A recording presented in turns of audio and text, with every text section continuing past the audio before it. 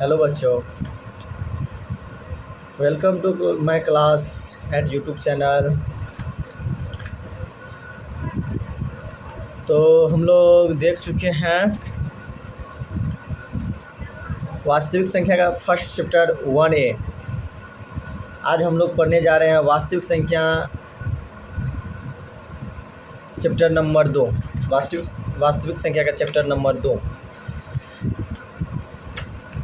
तो न्यूमेरिकल को सॉल्व करने से पहले उसका कॉन्सेप्ट के बारे में जानते हैं, उसके बाद उसका न्यूमेरिकल सॉल्व करेंगे। तो सबसे पहले अभाज्य संख्या के बारे में जानेंगे। कॉन्सेप्ट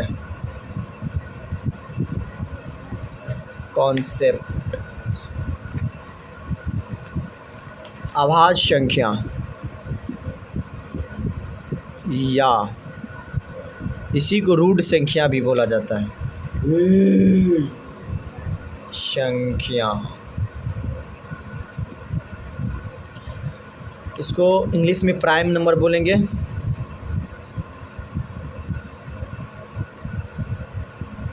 प्राइम नंबर तो अभाज्य संख्या या रूढ़ संख्या कहते हैं किसे।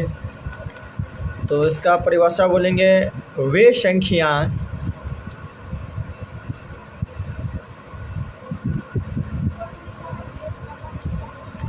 जो स्वयं यानी खुद और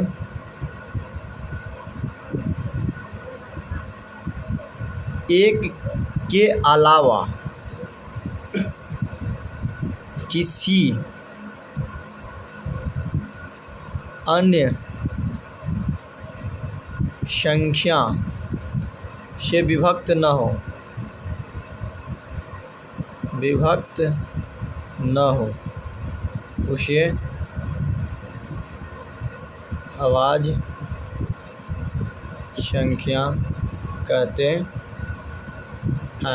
देखो, अभाज्य या रूढ़ संख्या वे संख्याएं जो स्वयं यानी खुद और एक के अलावा किसी अन्य संख्या से न कटे, ऐसे भी बोल सकते हैं, या से विभक्त न हो उसे अभाज्य संख्या कहते हैं। इसका एग्जाम्पल देख लेते हैं।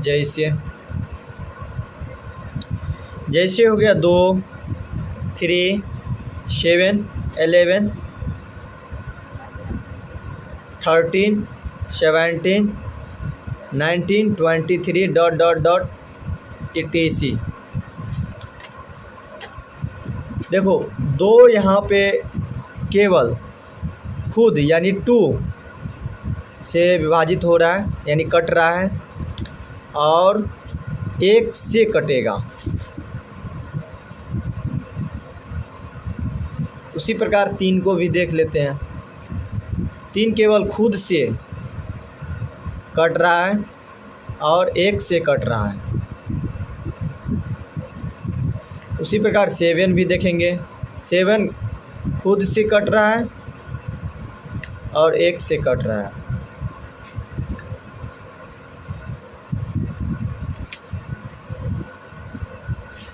अब अगला चलते हैं। उम्मीद है आप लोग समझ गए होंगे।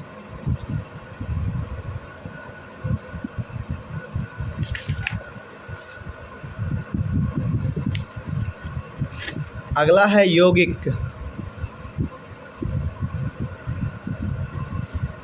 या भाज्य संख्या। इसको बोलेंगे इंग्लिश में कंपोजिट नंबर।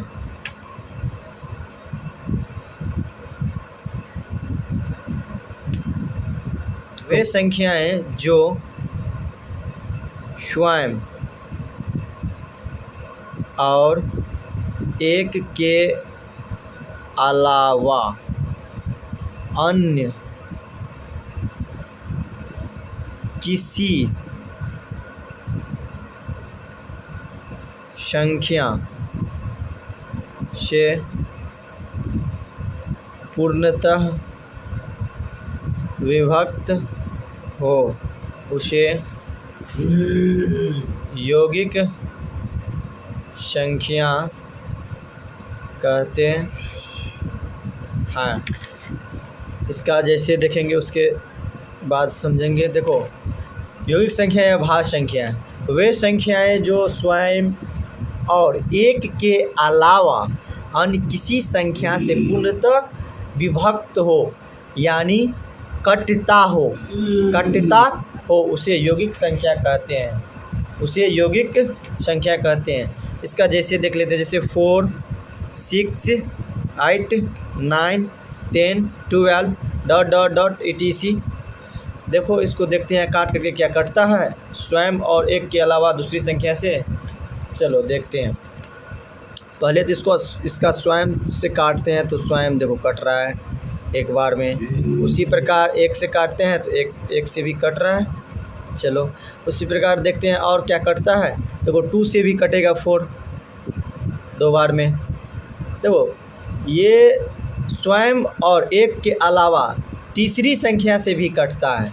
तो तीसरी या चौथी या पांचवी संख्या से ... etc संख्या से भी कटेगा तो उसको बोलेंगे यौगिक या भाज्य संख्या। उसी प्रकार 6 को देख लो। 6 देखो स्वयं से कट रहा है एक बार में और एक से भी कट रहा है 6 बार में।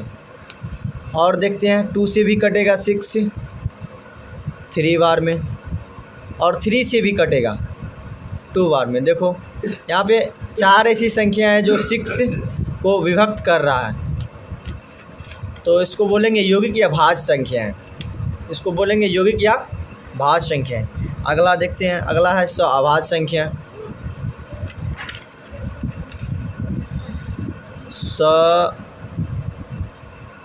अभाज्य संख्याएं, इसको बोलेंगे को प्राइम नंबर, NUMBER नंबर। देखते चलते हैं क्या इसका डेफिनेशन लिखेंगे ऐसे। जिस संख्या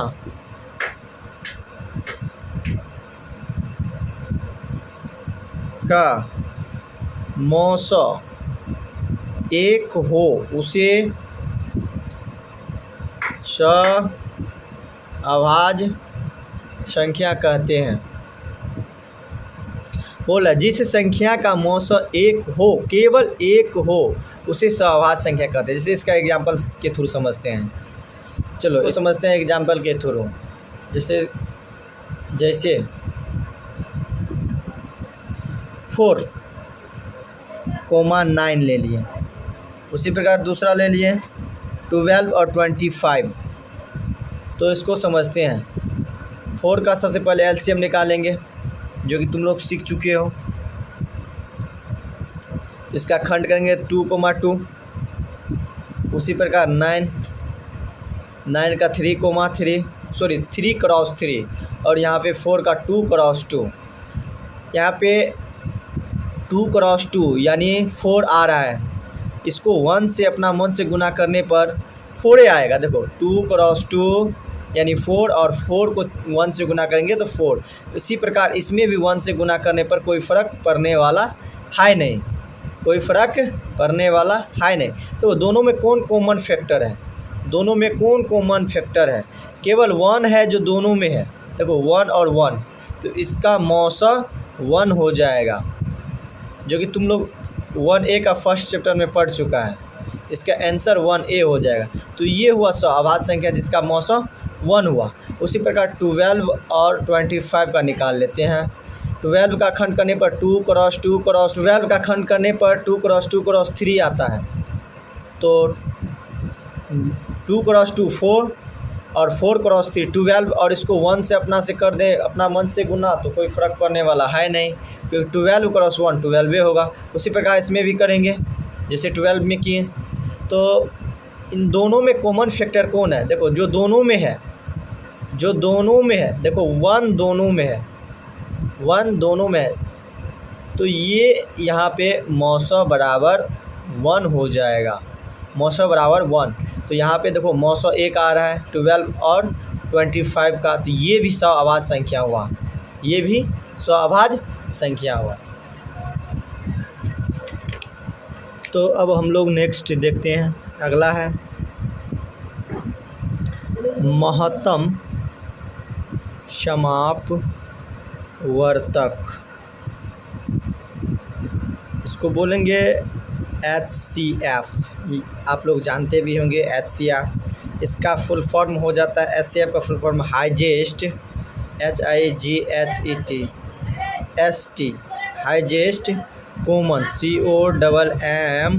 COMMON, common factor, FACTOR, highest common factor होता है। तो इसका डिफिनेशन लिखते हैं पहले। बोलेंगे दो या दो से अधिक संख्याओं का मौसा वह सबसे बड़ी संख्या है जो प्रत्येक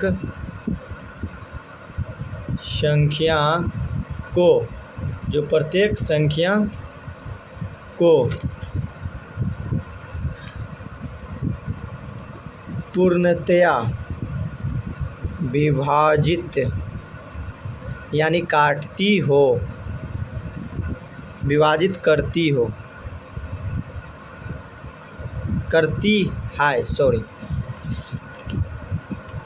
तो मौसा किसे बोलेंगे? दो या दो से अधिक संख्याओं का मौसा वह सबसे बड़ी संख्या है जो प्रत्येक संख्या को पूर्णतः विभाजित करती है, जो प्रत्येक संख्या को पूर्णतः विभाजित करती हो। चलो इसको एग्जाम्पल के थ्रू समझते हैं। जैसे यहाँ पे देखो 17, 23, 29 ले लिए और बोलेंगे इसका मौसा क्या होगा। तो सबसे पहले इसका तो खंड करेंगे। तो 17 का खंड होगा, तो 17 का खंड होगा नहीं, तो 17 का 17 रहेगा, 23 का भी नहीं होगा, 23 का 23 से, 29 का भी खंड नहीं होगा।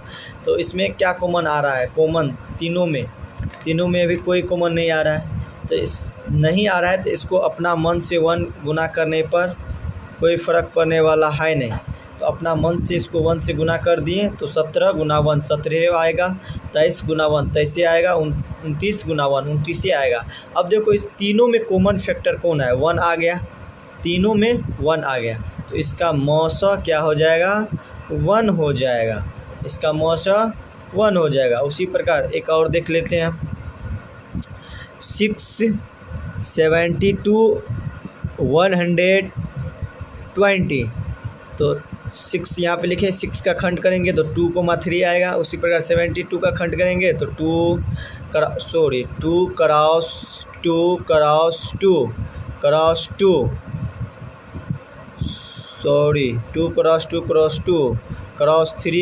3 3 तिया 9, 9 दूनी 18, 18 दूना 36 दूनी 72। उसी प्रकार 120 का करेंगे तो 2 क्रॉस 3 क्रॉस 5 आएगा।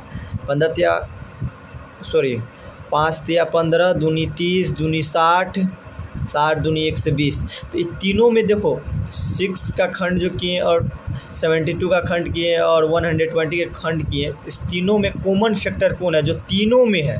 तो यहाँ पे देखो 1 2 देंगे, जिसको घेर रहे हैं वही मौसा हो जाएगा। देखो फिर इसको भी घेर दें, उसमें 3 देखो, तीन भी तीनों में है, ये 3 और ये 3, तो जिसको घेरे हैं वही मौसा हो जाएगा। तो यहाँ पे मौसा क्या हो जाएगा? देखो जिसको घेरे हैं तीनों में, तीनों के बदले केवल एक ही दू लेना है।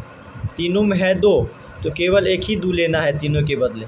क्रॉस 3, देखो 3 भी तीनों में है तो तीनों के बदले केवल एक ही 3 लेना है, जो कि तीनों में है, कॉमन फैक्टर तीनों में है, इसीलिए एक ही लेना है।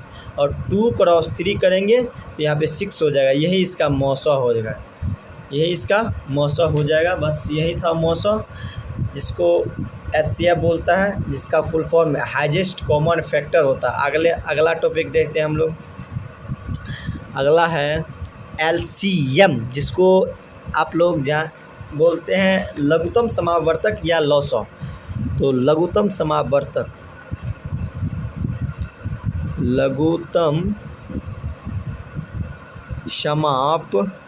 वर्तक, जिसको आप लोग एलसीएम बोलते हैं, एलसीएम, इसका फुल फॉर्म हो जाता है last common multiple, last common multiple, जिसको आप लोग लॉसा के नाम से भी जानते हैं, जिसको आप लोग लॉसा के नाम से भी जानते हैं, जिसको आप लोग लॉसा के नाम से भी जानते हैं। सबसे पहले इसका डिफिनेशन लिखेंगे, उसके बाद इसको समझने की कोशिश करेंगे एग्जाम्पल के थ्रू। चलो डिफिनेशन लिखते हैं। ऐसी छोटी से छोटी संख्या जो, थोड़ा ऊपर कर लेते हैं, जो दी गई दो या दो से अधिक संख्याओं में से प्रत्येक से पूर्णतया विभाजित हो, उन संख्याओं को लघुत्तम समापवर्तक कहते हैं। तो इसका डिफिनेशन है, ऐसी छोटी सी छोटी संख्या जो दी गई दो या दो से अधिक संख्याओं में से प्रत्येक पूर्णतः विभाजित हो, उन संख्याओं को लघुत्तम समापवर्तक कहते हैं। तो डिफिनेशन आप लोग जान चुके हैं, तो इसको एग्जाम्पल के थ्रू समझते हैं, एग्जाम्पल के माध्यम से हम लोग समझने का कोशिश करते हैं। जैसे यहाँ पे एग्जाम्पल मेरे लिए 10, 15 और 18। तो सबसे पहले तो इसका गुणनखंड करेंगे। 10 यहाँ पे लिखें, उसके बाद 15 भी लिख लेंगे, 18 भी लिख लिए, बराबर का चिन्ह देंगे तीनों में। इसका खंड करते हैं। सबसे पहले खंड क्या होगा, 2 क्रॉस 5। उसी प्रकार इसमें क्या होगा, 3 क्रॉस 5। इसमें 2 क्रॉस से कितना होगा, 3 क्रॉस 3, हाँ, 3 3 9 दूनी 18।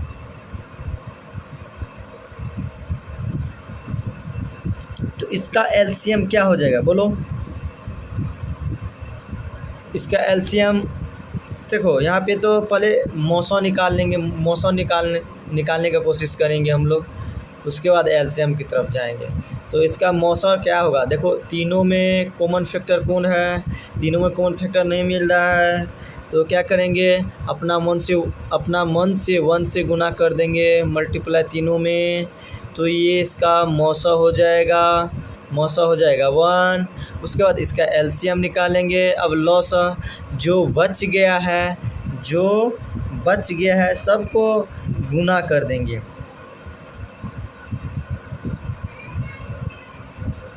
यहाँ पे एक बात और ध्यान रखना मेरे प्यारे बच्चों, यहाँ पे 5 और 5, देखो 2 ऐसी डिजिट है, संख्या है जिसमें 5 क्रॉस 5 है, तो इस दोनों को घेर देंगे। और इसमें 3 भी 2 ऐसी डिजिट है जिसमें 3 है, दोनों में 3 है, तो इन दोनों के बदले एक ही 3 का उपयोग करेंगे हम लोग। इस दोनों 5 के बदले एक ही 5 लिखेंगे एलसीएम में। तो जो बच गया, अब यहाँ पे देखो 2 भी है, देखो 2 इसमें भी है और इसमें भी है, तो इस 2 के बदले एक ही 2 का यूज करेंगे हम लोग। यहाँ पे तो 2 2 है लेकिन एक ही यूज करेंगे 2, इस दोनों 2 के बदले एक ही 2 यूज कर रहे हैं। यहाँ पे देखो क्रॉस, यहाँ पे देखो 5 और 5, क्योंकि 2 डिजिट है जिसमें 5 और 5 है, तो इन दोनों के बदले एक ही 5 यूज करेंगे। उसी प्रकार ये 3 भी देखो, ये 3 भी 2 डिजिट में है, 15 और 18 में इन दोनों के बदले एक ही यूज करेंगे। बाकी जो बच गया ये 3 इसको तो क्रॉस करके लिखना है। उसके बाद जो मौसा होता है मौसों को भी मल्टीप्लाई कर देंगे इसमें लौसा में, तो ये संपूर्ण लौसा निकल जाएगा, यानी कुल आंसर लौसा का निकल जाएगा। देखो क्या आता है 2 क्रॉस 5 यानी 2 क्रॉस 5 10 क्रॉस 3 30 क्रॉस 3 90 क्रॉस 1 90 ही होगा, यानी 2 पंचे 10 10 10 तिया 30 30 तिया 90 90 गुना 1 यानी 90, तो इसका एलसीएम क्या हो जाएगा 90 हो जाएगा। समझ में आ गया होगा आप लोगों को नहीं समझ में आया हो तो कोई बात नहीं, अगला क्लास जब हम लोग देखेंगे तो उसमें अच्छी तरीक़ा से हम लोग समझने का कोशिश करेंगे। तो आई होप, मुझे आशा है कि आप लोग को समझ में आया हो। तो आप लोग कृपया चैनल को सब्सक्राइब एंड शेयर करना ना भूलें। अब हम लोग नेक्स्ट क्लास में देखेंगे इससे अच्छा तरीक़ा से मौसा और लौसा कैसे निकालेंगे। तो आज के लिए बस इतना ही, चलते हैं, बाय बाय, द एंड।